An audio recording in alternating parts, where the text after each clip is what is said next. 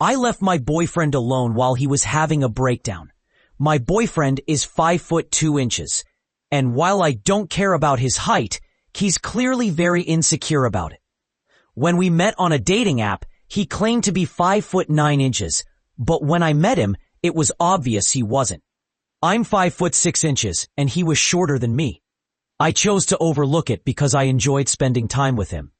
But as we got closer, his insecurities became more apparent. One night, after a few drinks, he ranted about how women are shallow and how he felt he had to lie about his height to get a chance. He even shared that he hadn't kissed anyone at 26. I reassured him that it didn't matter to me, and we moved on. However, as our relationship progressed, he would accuse me of looking at taller men. I hadn't even noticed until he pointed it out. It made me realize he was the one staring at tall guys, especially those with shorter girlfriends. One time, a tall waiter upset him, and he accused him of trying to hit on me. For a week, he couldn't stop crying about it, asking if I would leave him for that waiter. There were other odd moments too. He would text my friends to check if I was being unfaithful, and sometimes he would kiss me too passionately in public. He even had panic attacks over my boss being tall. Last night, after a night out, he was much more intoxicated than I was. He could barely walk and ended up getting sick.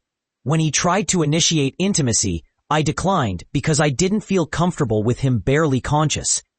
He became sad and started asking inappropriate questions about my ex, the only guy I had dated. Things escalated quickly. When I answered honestly about my ex's height, he lost control. He threw things, punched the table and wall, and sobbed while hitting the floor. I felt scared and ran out of the room. Growing up with a physically abusive father made me fearful of aggressive behavior. Today, he was angry with me.